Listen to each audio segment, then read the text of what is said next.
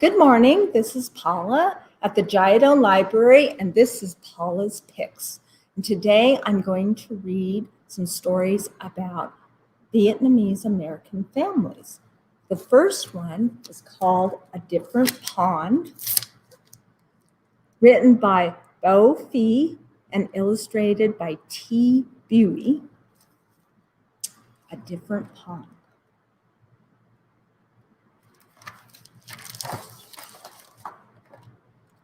Dad wakes me quietly so Mom can keep sleeping. It will be hours before the sun comes up. In the kitchen, the bare bulb is burning. Dad has been up for a while, making sandwiches and packing the car. Can I help? I ask. Sure, my dad whispers and hands me the tackle box.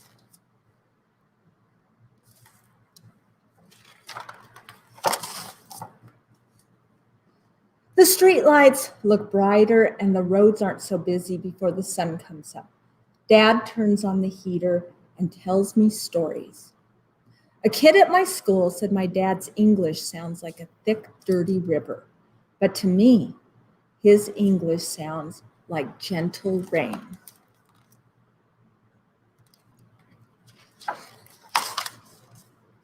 We stop at the bait store on Lake Street. It always seems to be open. You're here early today, the bait man says. I got a second job, my dad explains. I have to work this morning. On a Saturday? The bait man asks. My dad nods. I feel the bag of minnows move. They swim like silver arrows in my hand.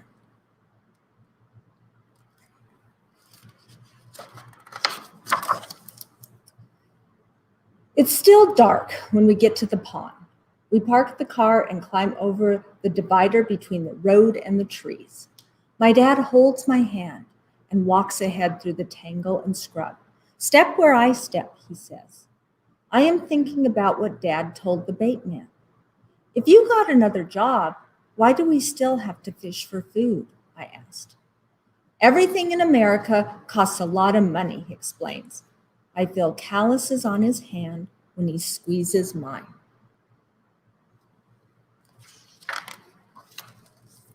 Sometimes a young man is at the pond. He speaks English like my dad and likes to tell funny jokes. Sometimes there is a black man there too. He shows me his colorful lure collection. This time it is just me and my dad. It is a little bit cold. I rub my hands together, yawn, and look up to see faint stars like freckles.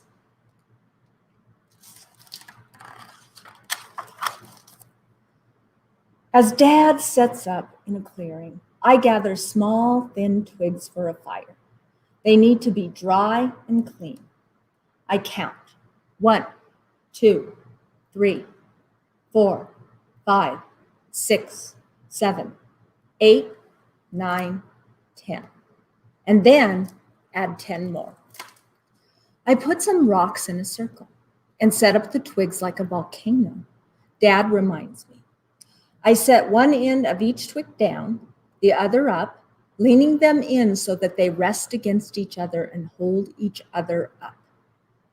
I get it to light with just one match.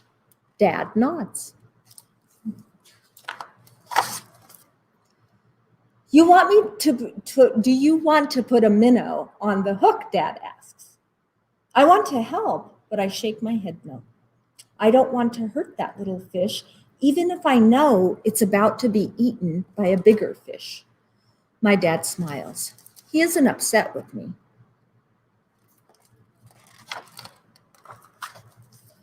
Dad hands me a sandwich, cold bologna, between 2 pieces of bread. Careful of the spicy stuff, he says. There's half a peppercorn, like a moon split in 2, studded into the meat. I used to fish by a pond like this, one when I was a boy in Vietnam, Dad says, biting into his sandwich. With your brother? I ask. He nods and looks away. Dad tells me about the war, but only sometimes. He and his brother fought side by side. One day, his brother didn't come home.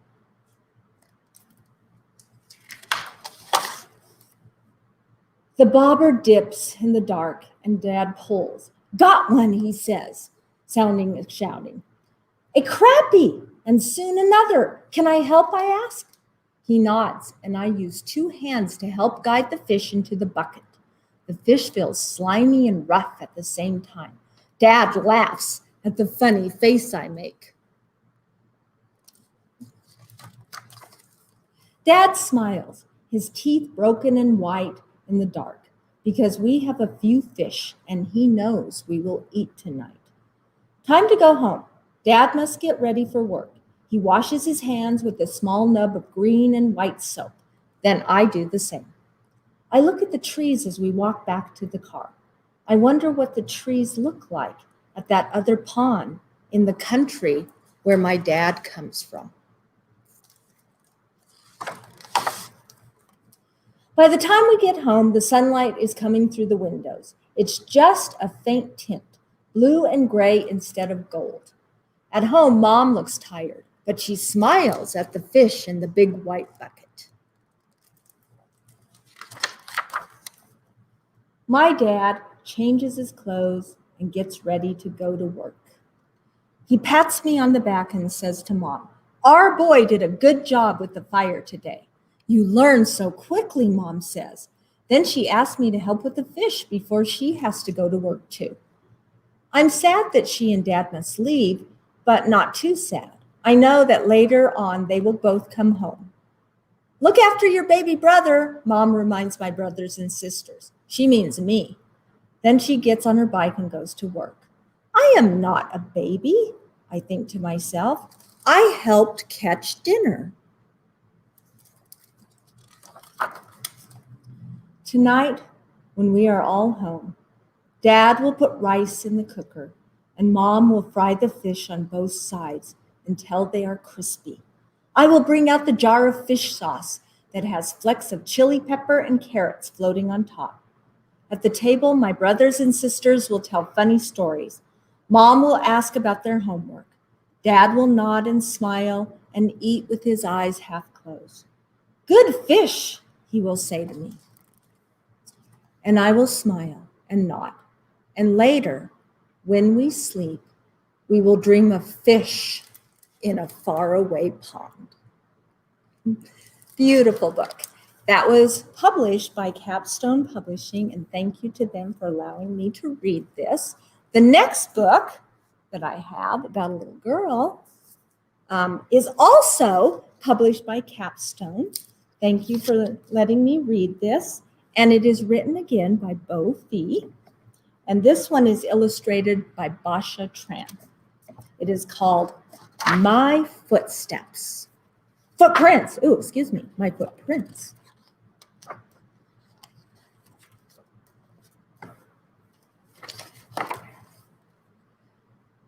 Twee sees those kids laughing at her again. She stomps away from school. The crisp white blanket of new snow cracks like eggshells beneath her feet. She looks behind her and sees her jagged footprints. Footprints, she says. My footprints. Twee stops. She looks up at the branches that reach like gloved fingers into the sky and sees a red cardinal. "Where are your friends?" Twee asks. "Don't you fly south with the rest of the birds?" The cardinal doesn't answer. Maybe he doesn't feel like talking right now, Twee thinks. The little bird could fly away into the giant pane of sky if it felt in danger. Twee points her feet in a V shape and hops once, lightly, leaving shallow prints. She stops and draws a line through the middle of each V to make a third claw. Chirp, chirp, chirp! Twee squeaks and flaps her arms. Almost home. The houses grow closer together. She can't read the bubbly words of the graffiti on the train cars, but she thinks that they are beautiful. She remembers how she saw a deer here once, how out of place it looked, but she knew its family must have been close. My footprints, Twee whispers. She tiptoes in small loops, dipping the tips of her boot deep into the snow like dainty hoofs, waiting to feel peaceful, quiet, alone. Mama Noya and Mama Artie smile at Twee when she gets home. Twee knows they are both tired from work, but their smiles feel like a heater that warms Twee's snow-wet toes. How was school, sweetie? Mama Noya asks. Twee doesn't want to answer that question. Instead, she asks, do snakes have butts? What? Mama Artie laughs. Twee laughs at first too, then frowns. She feels like a sudden snowstorm. Are you okay? Mama Noya asks. I don't want to talk about it, Twee shouts. As she shuffles away, leaving tracks like a snake slithering through the snow, she hears her mama's talking. Mama Artie's voice sounds frayed but warm, like Twee's favorite blanket.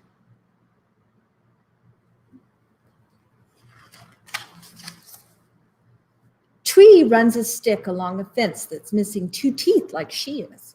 She makes more footprints, this time running faster so that they are farther apart.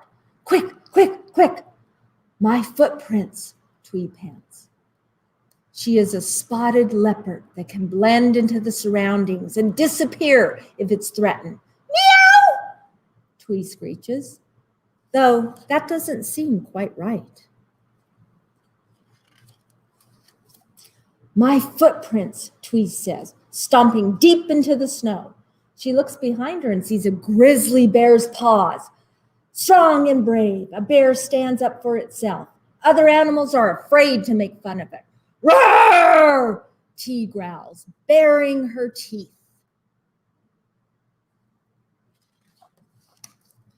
Mama Artie and Mama Noya come out into the tiny, snowy backyard, polka-dotted by Twee's footprints.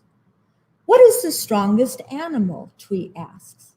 Mama Artie thinks and says, there are a lot of different ways to be strong. An eagle is strong by flying in the sky. A dolphin is strong at swimming in the sea. And what do you think? Mama Noya asks Twee. Maybe a dragon, Twee says. She imagines one with googly eyes and a long body and whiskers fluttering like a flag among the clouds. But she can't imagine its footprints.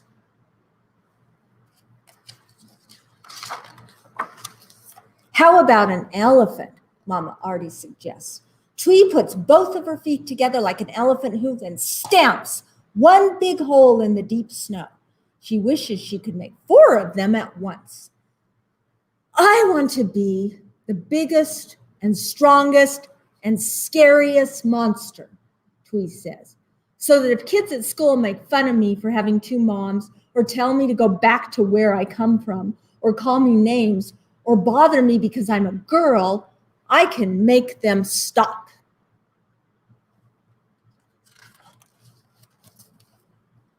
Can we play with you? Asked Mama Noya. Yes, Twee says. Let's make footprints. Mama Noya says, I wonder what creature we can pretend to be together because we're stronger together. What's your favorite? Twee asks her. The phoenix, Mama Noya says. Twee sees their shadow curl into long blue feathers. Rise from the ashes, she shouts, remembering a story about the powerful creature. The 3 of them hold hands with Twee in the middle, then spread their arms wide so that together their shadows create a great wingspan.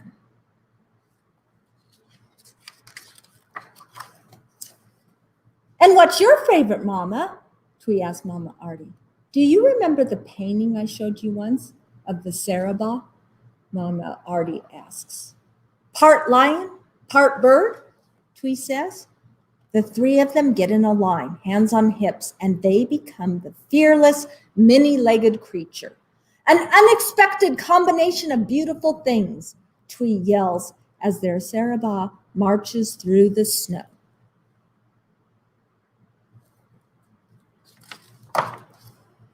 What's your favorite? Mama Artie asked Twee.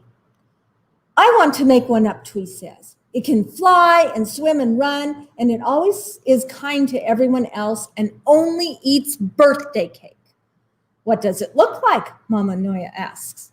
It has black hair and black eyes. It's both a boy and a girl, and its skin keeps changing color from black to light brown to lighter and back to black.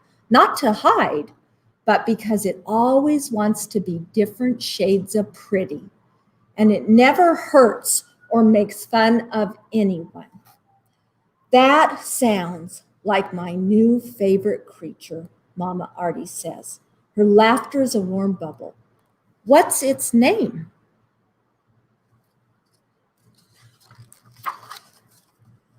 Its name is Snakebutt, Twee says. Then she changed her mind. No, it's Artie Twee Noyasaurus. As the three of them hold hands, they make footprints together. The footprints of the rare and beautiful and strong and brave and quick and quiet. Artie Twee Noyasaurus in the fine, cold snow. They start to chant, our footprints, our footprints. Very pretty book. And just like in a lot of Asian countries, Vietnam has a lot of dragon stories and dragons all over the place, but I couldn't find a picture book written about just Vietnamese dragons. So I have one called Where Did All the Dragons Go? By Faye Robinson and illustrated by Victor Lee. Where did all the dragons go? Long ago, and by, dragons ruled the earth and sky. They scaled the mountains, climbed the trees, slept in castles, swam the seas. And flew. They flew the turquoise skies with gilded wings and amber eyes. Some with feathers, some with scales, some with furry heads and tails. Gentle dragons, young and old, hoarding gemstones, guarding gold, gathering in dragon crowds, breathing fire, making clouds. The fiery games that dragons played made men and women quite afraid. But children always understood that dragons in their hearts were good. They loved to join the dragon fun, dancing, prancing in the sun, roaring, singing, telling tales, soaring over hills and dales. Then one starry autumn night, the dragons woke up with a fright. Their leader's voice boomed overhead. Now's the time, was all it said. Little dragons, big ones too, everyone knew what to do. Those on mountains, those in trees, those in castles, those in seas, all let out a dragon sigh. All took wing and filled the sky. Children heard a thunderous sound as dragon wings beat all around. From every home across the land, children scurried hand in hand and watched those dragons flying by, watched and sadly wondered why. Sparks like lightning lit the way. Dragons slowly flew away. Over mountains, over trees, over castles, over seas.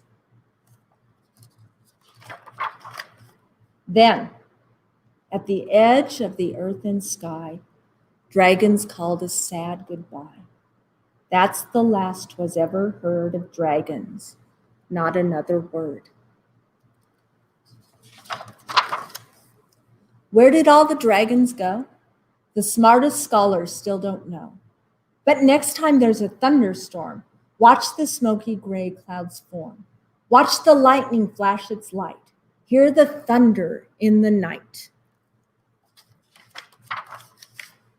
It might be so we don't forget that dragons could be living yet, waiting in a world nearby, just beyond the earth and sky. So that book had a lot of different dragons in.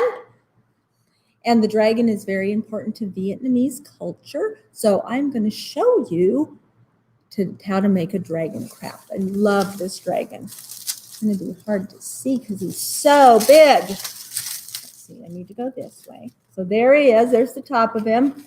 There's his tail. He looks like he might be really difficult, but it's not as difficult as you think. It just has a lot of parts. So I'm going to start with his long body. His body is called an accordion fold, and because it does look like an accordion. But it's very easy to do.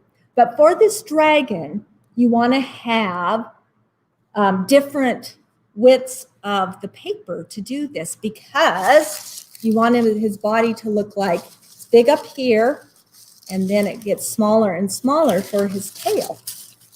So let me show you. This is the first one that will go up on his head, and this is about 2 inches long. And then you need a second size. Let me show you. That's just a little bit smaller, maybe 1.5 inches. And then the third size will be even smaller than that. Let me show you as I put them together. I have to look at it first.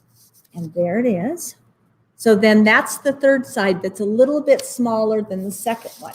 And you want 4 strips to each side. And if you like the different colors come out looking different. So I chose blue and red. So I've got to grab all my ones. I've got 4, and then 4 of the next side, and then 4 of the next size. And then the first thing you want to do, put one this way, and then this one this way. So it's like an upside down L. So I'm going to, and you need glue. Got the glue sticks will work really fine. So I'm going to put glue on that one part. Or I'm going to stick it together. Oh, that is a little bit too far over there. So see, there it is. Stuck on that side. There it is, like an upside down L.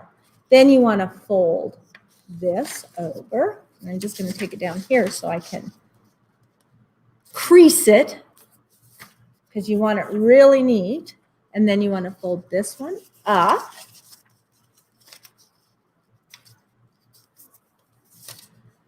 And then continue this one over, this one over, this one over, alternating the colors. That's why it's better to have 2 different colors too, because it helps you when you're doing this. Now, what I'm left with right now is just a little piece on each side. It's not as big enough of a square to fit, so I'm going to take my other 2-inch strips and I'm going to glue.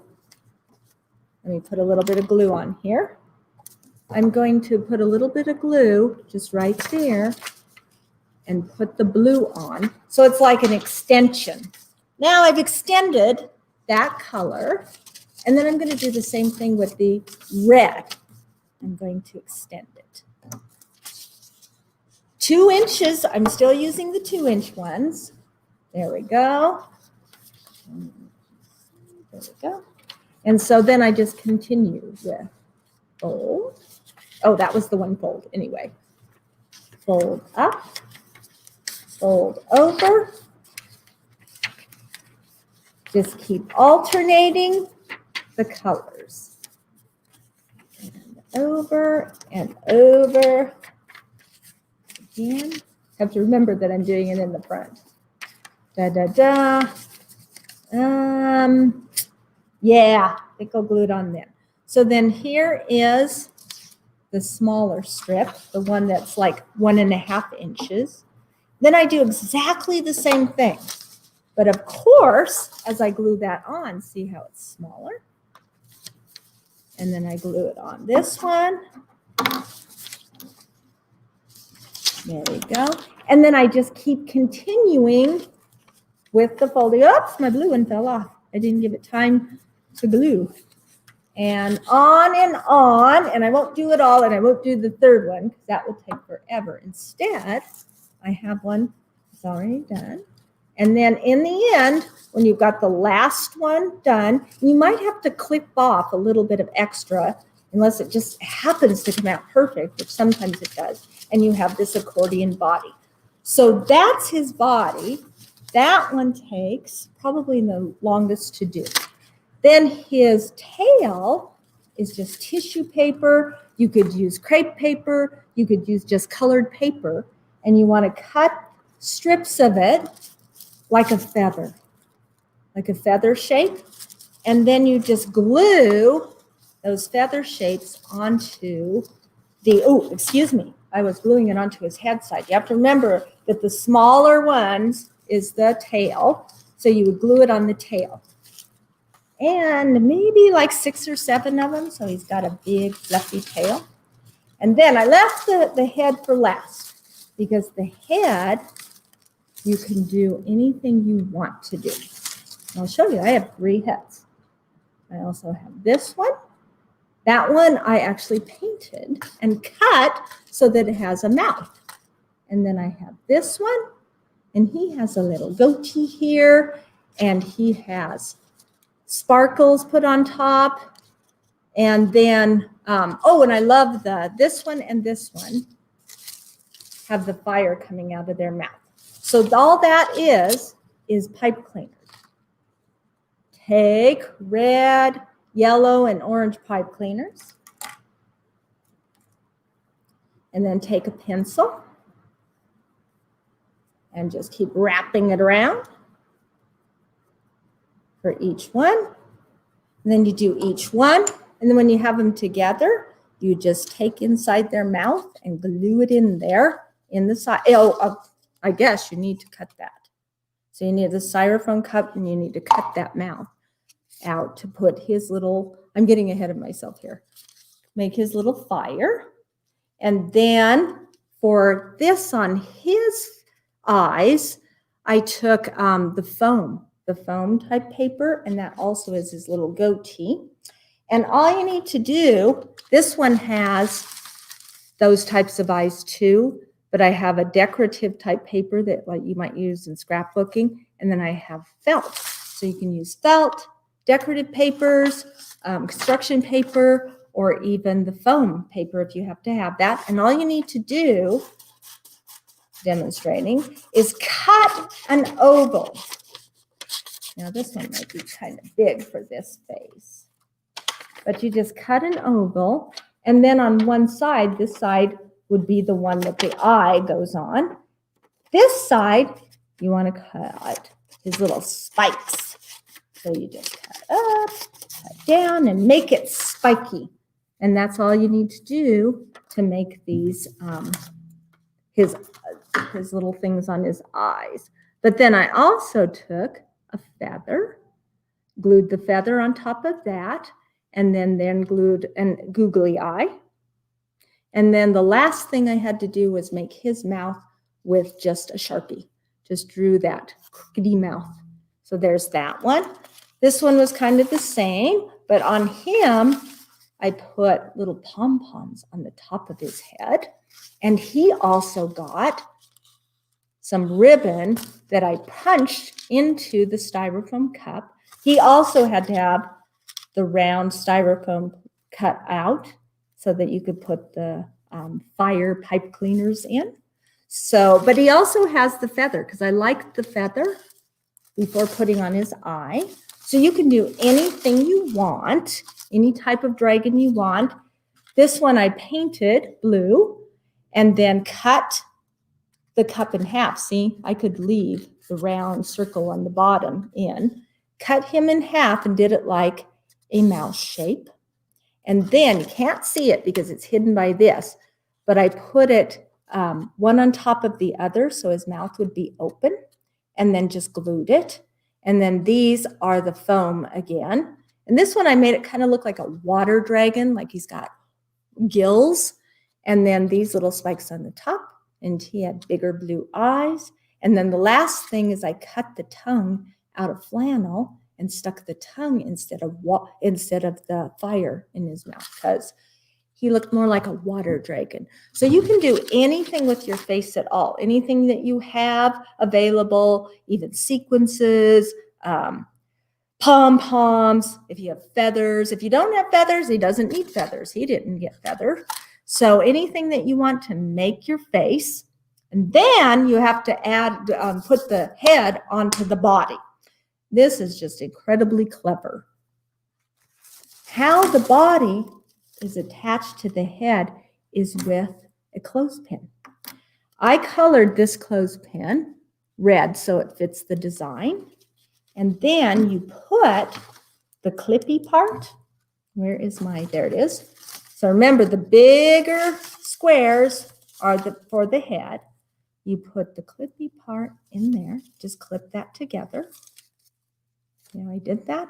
And then you glue this side into the big mouth of the cup.